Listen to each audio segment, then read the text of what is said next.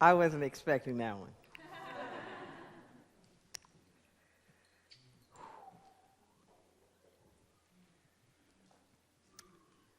Our theme this month is It's Never Too Late for Healing. My topic today is From Why to Why Not. That particular song, Resurrect Me, always hits me very, very deeply. And I, this past week, have had some body work done and have gone on a personal retreat and have been reminded by some people working on me and saying, you're dying now. And just like, finish it. just finish it. That line in there is, as I die to my old way and I die to my own way. Old way and own way. I've shared sometimes that when that particular song was written, gone on a writer's retreat, give you the cliff notes, a writer's retreat, and had packed up all these things and traveled hours away and on this ranch, it's 120 acres, and pull everything out, and the one thing I needed the most I didn't have. And I just lost it. I threw a temper tantrum out in the woods, what do you want from me, God? You know, blaming God now. You know I was losing it. These letters were for you. I'm doing these letters for you. You know, and it's like, you knew I was leaving it behind and blah, blah, blah, blah. The back Valerie Joy's just backing up. She's like, there's a crazy woman out here. When the lightning strikes, I don't want to be around. So when we go inside, there's all of a sudden, on the screen, this folder shows up on the desktop. And they were the original letters, the very first ones that had been lost. I mean, lost. There was this way that my computer was a long story. But anyway, there's no way those letters could have been on that computer, the original ones. And I wept. I just wept. And I heard that scriptural voice, I give you back the years that even the locusts have eaten. How nothing's ever really lost. And that I let go of the fight and the struggle. I released my need to control. It was really, really deep. And I have to say, I did very well. I didn't struggle and fight with God for maybe another 10 years. It hadn't been until fairly recently, so that was good. That was good. But this whole idea, from why to why not? You know, I was in such judgment about why was all that happening. And the end result, let me see, but why not something else? Why not other than what I had planned? Because obviously what I really needed to do was go back to the beginning. Instead of moving forward, what I needed to do was go back to the beginning. So as the song was being sung, I was having a flashback of just a couple of days ago. I'll tell you this little funny story. It's true. So on Wednesday, I get treated to this wonderful retreat center. And I have my first flotation, like a flotation tank, and foot reflexology, and a sauna, and all this stuff. And then I drive up to the retreat center to the Rajnapani Institute. And I get there, and it's just about dark, right? So I'm in the secret cabin, which is way up high in the whole meditation section. It's very, very quiet. Nobody talks. It's about dark by the time I get there. So I check in, and I go with the woman, and we drive up. I don't know, it's maybe quarter mile, half a mile that you have to wind up, but there's no parking up there. So I unload, then we have to drive back down, and she points me to the steps to get back up there. Well, I counted them yesterday, not including the part that you travel, and some of the steps are really long, so you have to take a couple of steps, but actually, like step up, they're 126. So I have my little flashlight, and I take my 126 steps, and I go up, and I get all settled into the cabin, and I think, okay, now, the way that it's set up, the food that they leave you is about 100 yards away. Up, of course, more steps. So I thought, okay, you know what? I'm going to go and I'm going to get my breakfast stuff now. I'm going to get my almond milk and, my little bread and all this stuff so I can be set. So I do my 100 yards and get my little bread and all that, go back my 100 yards, and I'm locked out. I have locked the keys inside. I cannot break through the window. So there's a balcony in the back. I'm thinking, well, maybe I can go through the back door. So I do everything. I try to stand on this chair to get on there. It's like, whoa, I am like hanging on there. I tried bricks. I try to make things, tables, everything. I cannot get enough leverage to get on that balcony. So I go back the 100 yards, go down the 126 steps. Then there's nobody down there. So I'm looking on the roster, and I'm calling all kind of people. And finally I go, okay, I'm going to go upstairs. There's an event happening upstairs. Maybe there's somebody up there who can help me. The woman who checked me in gives me the extra key. So I go back up the 126 steps, the 100 yards over to my cabin, and the bread is gone. The raccoons have left me paper towels, and it's gone.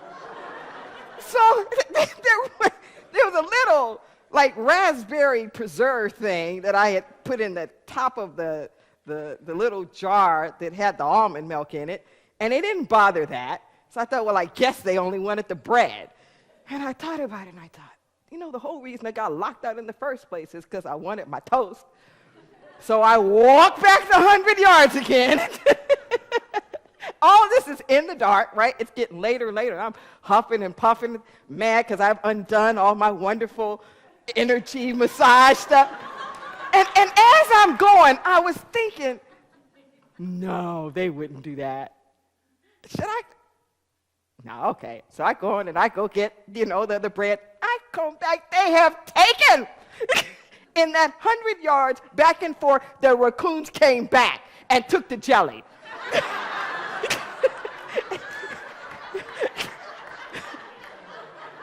Took the jelly that was sitting on top of the almond milk, and the almond milk was kind of spilt, so you could tell they were trying to get into the milk. And I'm thinking, these are raccoons, and they carry rabies and all kind of stuff, so it's like, I can't have none of this stuff. Then I have gone back and forth and then I go inside, and it turns out the sliding door I was trying to break into was locked too. So so if I had gotten up there on that balcony, I couldn't have gotten in anyway. So by now it's 9. I have spent 2 hours going back and forth and up and down and thinking the whole time, why? Why? Why has this got to be happening now? Why this? So they're messing with my vacation. Why this? Why? And by the time I saw they took the jelly, it got to be funny. Because it was like these games with these critters that they were fast.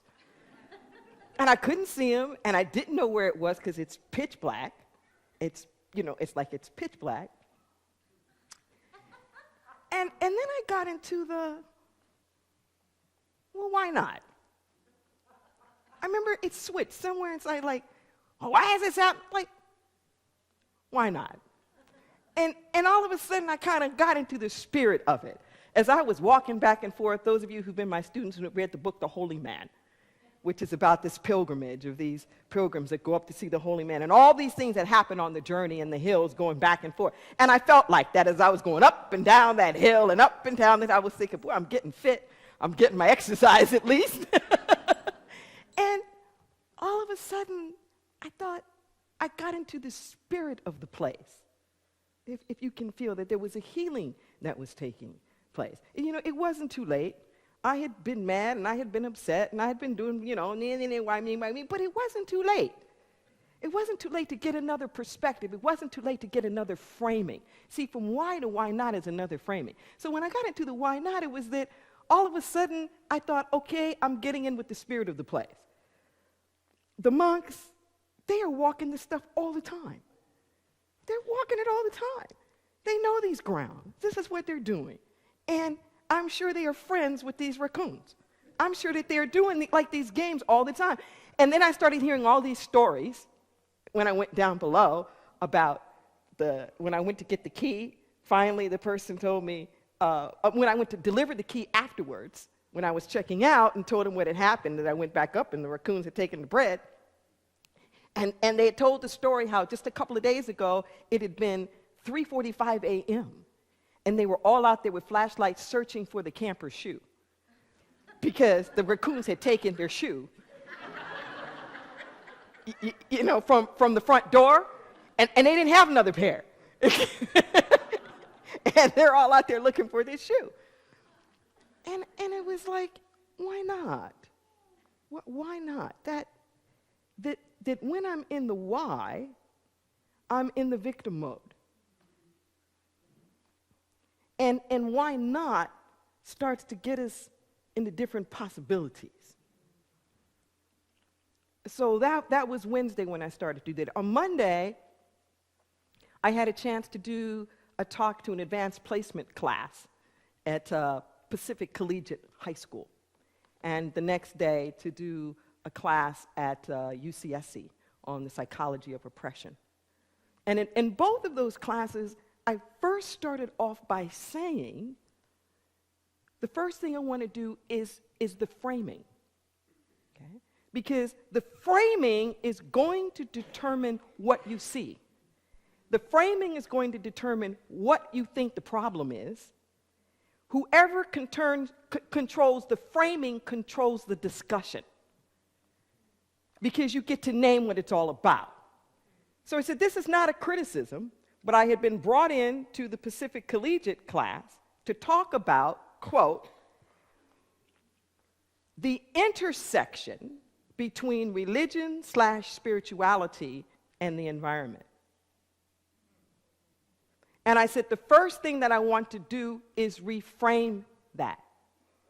I said, because when you speak of it as an intersection, it kind of looks like this. And I drew a circle and another circle that literally crossed over at some point, and that mutual crossover point becomes the intersection. I said, this is part of the problem now, is that the environment is not an intersection of religion and spirituality. So instead, I drew another circle. I put spirituality/religion in the center. And it became concentric circles and things going out from it. And I said, the environment is an extension of the spirituality. Do you feel the difference in that? It's not an intersection. There's not some part of the environment that's spiritual. I'm really serious. We have the same problem, social justice issues and whatnot. It's like, what is the intersection between spirituality and social justice? It's not an intersection. There's something that's at the core. And when you understand what's at the core, everything else then springs out of that. And I said, and what a different story it becomes. I said, part of the reason why we have the environmental degradation, part of the reason why we have the social justice is because we believe that there's some parts of the environment that don't have anything to do with spirit. Or we think there's some parts of social justice that don't have anything to do with it. No, there is something that's at the core. I said, and you have to give yourself permission to reframe. Because if you don't, then you're voting for the status quo. And you cannot solve a problem with the same consciousness that created it. I want you to catch that. If you're only asking questions about the way that it is now, then you are locked in to thinking the way that it is. You can only solve the problem if you're willing to step back a little bit and get another point of view. And I quoted to them Robert Kennedy. And I remember so distinctly, I was doing a report on him when he was assassinated, just a few blocks from where I was. And that famous quote of his, that some people see things as they've been or the way that they are and ask why. Other people see things that have never been and ask why not. Can you feel the difference in that? Between just looking at what is and asking why, or seeing what's never been and ask why not. One of my favorite sayings from my mentor back with is pain pushes until vision pulls. That's what this is. Pain pushes until vision pulls. When you are busy asking the why this, why whatever, you're still in the pain. It's the vision that pulls you into why not. And see, it's never too late to ask why not. It's never too late. There is never anything that has gone on for so long that you cannot ask why not. But you can't ask the why not until you shift the framing. I cannot explain this enough. When I was talking to the college class, and they had been studying all these different oppressions. And I said, there are not a lot of different oppressions. There's not. Racism, sexism, heterosexism, ableism, classism. They said they are not different oppressions. I said, it's just oppression that manifests itself in different ways. So I used Spanish again. And I said, how in English, we described everything and put the adjective first. And with the adjective first, it makes us think it's different things. There's orange juice, and pineapple juice, and grape juice, and tomato juice. And it makes it seem like there's all these different things, right? They don't do that in Spanish. It's juice. Period. So you're not confused. It's just juice. Now, there's juice of the orange, there's juice of the tomato, there's juice, but it's juice. You get what I'm saying? You start off with the fact that it's juice. I said, so we get there, you've got pistachio ice cream and pralines and cream and strawberry swirl, and it makes it look like it's a whole bunch of different things, right? But it's just ice cream. There's just different things of ice cream. I said, so the oppressions, they're just like 31 flavors of oppression. But it's basically ice cream. Now, does double chocolate chip swirl taste like vanilla bean? No. It doesn't taste the same, but the way that it's made is basically the same. There's a way you make ice cream. Now, you can add a few flavors in there and make it something different and make it taste a little different. I said the oppressions are just different kind of little tastes. But it's all the same thing.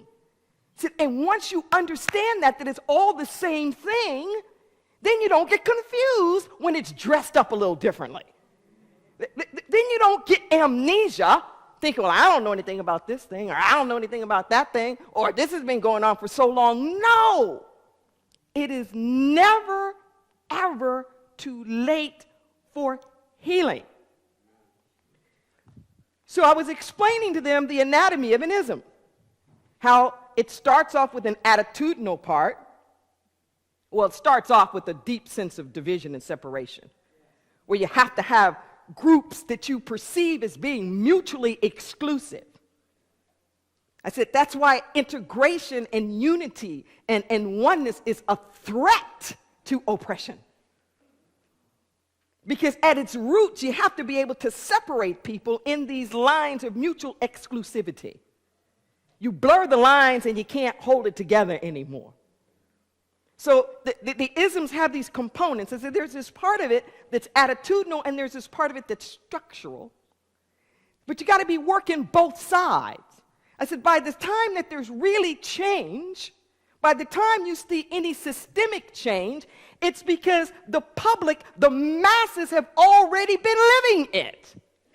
There is no trickle-down liberation. There is no trickle-down liberation. By the time the structures and the systems get around, it's merely a validation of the equality that already exists. The laws can't make you equal. You have to show up equal. Which means you can't wait. You can't just say, why is this going on and why is this happening to me and when is it? No, why not? Why aren't I free now? Why am I not whole now? Why are not my needs met now? Why aren't I saved now? When you get into that, then you create a demand. See, as long as you're still in the why, you let the status quo take over. And I was explaining to this psych class of oppression why it's so important to forgive. When you do not forgive, you are voting for the status quo. When you do not forgive, you are saying that I have a certain narrative and I'm going to keep that narrative forever. When you refuse to forgive, forgiveness doesn't change what's happened. It shifts your relationship to what has happened so that you can be free. It's for you. You can't ask why not until you're willing to forgive. Because when you're not willing to forgive, you're still in the why. Why did this happen? Why? Why? And if you can't get into the why not, if that's just like too much, well, let me give you something else you can do.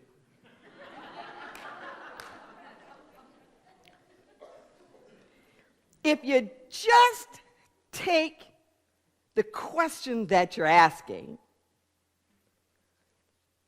and take the time to shift the emphasis in the sentence.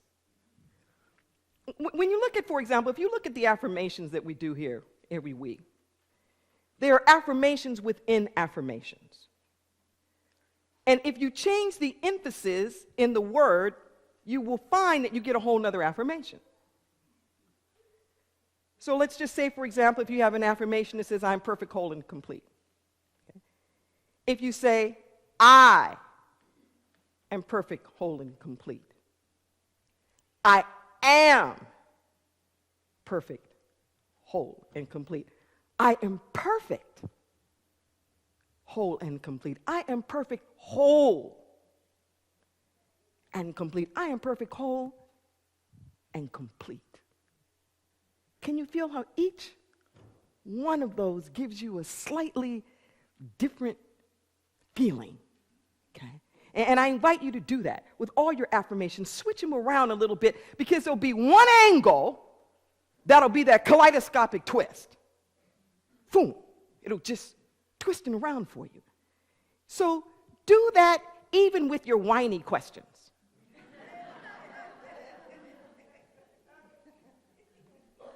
If you were to say something like, why does it never turn out right? And you just start with that. Why? And you really feel that. Like, why does it never turn out right? You know, why does it never? Why does it never? And something kind of hits in you like, never? You know? Really, never? Does it never turn out right? You know, why does it never turn out? Turn out. What does turn out really mean? You know, why does it never turn out right? Right.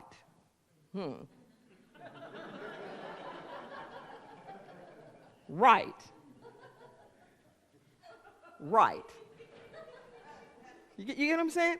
It just, even that'll loosen something up in the brain a little bit. Because then you have to start it, well, right? Like, what makes it right? How do you know it's right? When is it right? Where did right come from? Who's right? What right? Never? Never. Okay. That dislodges a little something. Can you feel that? You know, why is he always cheating on me? Oh, got some groans. You start your why. And I know this, some of this stuff here hurts, but just, why is he cheating? Cheating, why? Is he cheating? Then like the on me. Why is, quote unquote, he cheating is different than the on me. Okay? Like on me is a different story. Then what's going on? What's really going on here? Breathe that in. Something shifts. There's something within us that wants to grow. It wants to heal. It wants to evolve. But it can't if we're stuck in why. It can't if all we're doing is looking at what has been and not saying, why not? This is the reframing. This is the stuff that gets us into possibility consciousness. Because see, you're not your stuff. You're not what's happened to you. Isn't that wonderful? That no matter what it is that's happened, no matter what it is that's gone on, our raw potential is still there. You can never snuff it out. There is nothing anybody that has ever done that is so big that it can stop the music. There's nothing that anybody that has ever done that can stop love or joy or peace or creativity or anything. We just have to say, why not? We put our own selves in prisons. We put our own selves in prisons. Just ask why not every now and then. And when I awakened this morning, I realized that there was a perfect piece that I hadn't done in a while that I'm going to end on. It's a spoken word piece, and I think I remember it because Wilhelmina's stuff kind of gets in my soul. So I have this alter ego. I brought my cheat sheet just in case I didn't remember it as well as I think I did. I have this alter ego called Wilhelmina. So Wilhelmina's straight up from the hood. And Wilhelmina is an emotional ventriloquist. She blurts out what's on all your minds. She's kind of a composite. And Wilhelmina always wants to know why. Whatever. Why I got to forgive. Why I got to love. Why? So in this one, she wants to know why not me. This is her question. Why? So,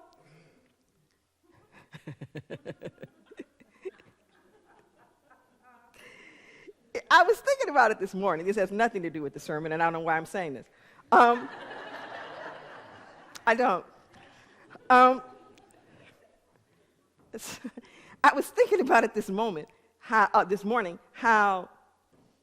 as an African American, Ebonics is kind of like a native tongue. And Ebonics has a lot of double negatives and things in it. And how, and I wasn't quite sure how it worked. And I was comparing it to Spanglish in my mind. of this kind of back and forth between English and Spanish, and you mix it all up, in there. And I don't really know how it happens, because with very well acculturated and educated black people, there's this way that they insist that their children know proper English. And you have to know, like, when you can use it and when you can't. And even around the house, you're not allowed to use it. Like, if I were to go home today and say something like, that don't make no kind of sense. That don't make no kind of sense. My mother wouldn't flinch. But if I would have said that at 8, she probably would have corrected me and made me, say it right. And I don't know, when it happens or whatever, when it's, okay, when you've proven that you know English enough not to use it. I don't know, it'd be a very interesting study to see, how that works. But Wilhelmina kind of flows back and forth between it. But notice the structure of her questioning of the why not me. Okay? From the why to the not to the me. Okay? There's a flow that's happening there. And then I'm going to have Lex pray us out, because Wilhelmina is going to be through.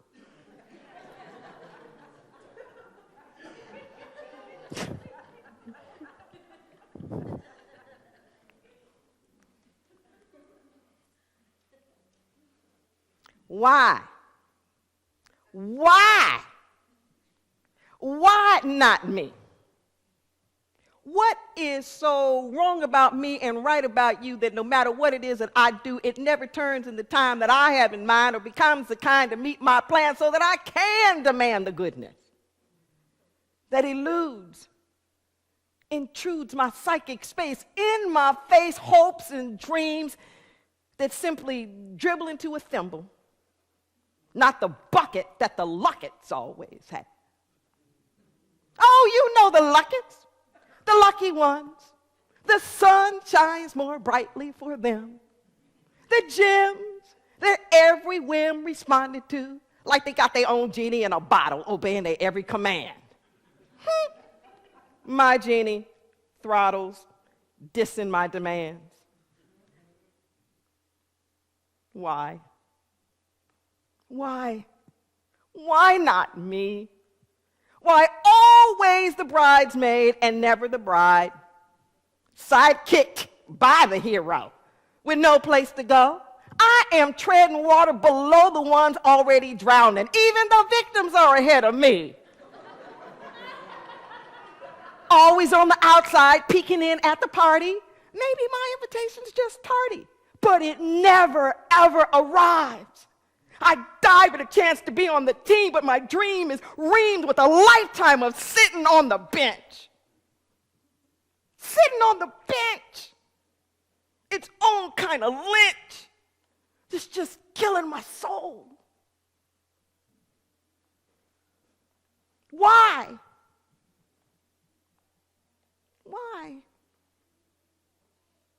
Why not me? If any of this spiritual stuff is true, then I don't have to do anything but show up with my deepest intent, bring my deepest intent to the table, be able to relentlessly revive, thrive on what I know, don't throw a fit when the facts don't fit, and don't act like the facts are all that, just without the chips. If everything is equally available, why do I even bother to label it? It's his, hers, theirs, not ours. Impossible. Practical. Maybe later. Why do I even bother to label it as good news or bad news, refusing to say it just is? I say, well, I don't want to be wearing no labels, but I am dishing them out like they name tags so I know what to call things. rather than piercing through what is true beyond the appearances. Why not me? Why am I always standing in the soup line of life instead of assuming my assignment at the banquet? Telling, retelling, selling my story about how hard it was just to get into the line. But if the line is my own construct, then I can deconstruct it with constructive, compassionate, co-creative, conscious consciousness. My reality redesigned, aligned with the spiritual truth. The sleuth in me no longer looking for what's wrong, but affirming what is right. Beyond my sight, the light always shining to a better way, an easier way, an awareness that stays in the forefront of my mind. So, why not me? Made in the image and the likeness of the creator of all things, that sings praises that I was born. My sojourn, not an accident, but an imprint of the master hand that plans for all of its creations the best that life has to offer. And the coffers that are always flowing are overflowing on me. Why? Why? Because I'm alive. Because I am standing here in the path of all good things as all good things come together for my good. Why not me? Are my tears not as salty? Are my fears not just as faulty? Are my years less valuable because they're mine?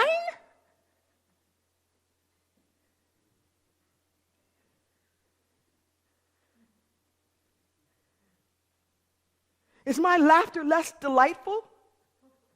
My knowing less insightful? Is my loving less healing? Is my heart less revealing? Is there a patent on enoughness? Toughness? No longer an answer. A cancer that spreads within. And now, to win is not a pretense or at anybody else's expense, because there is good and plenty for all of God's children. Why not me? A unique, individualized expression of the divine, refined by the refiner's fire. My only desire is to be all that God intends me to be. To see the world through the eyes of unity and equanimity. I am here for a purpose, you see. To let God be God as me.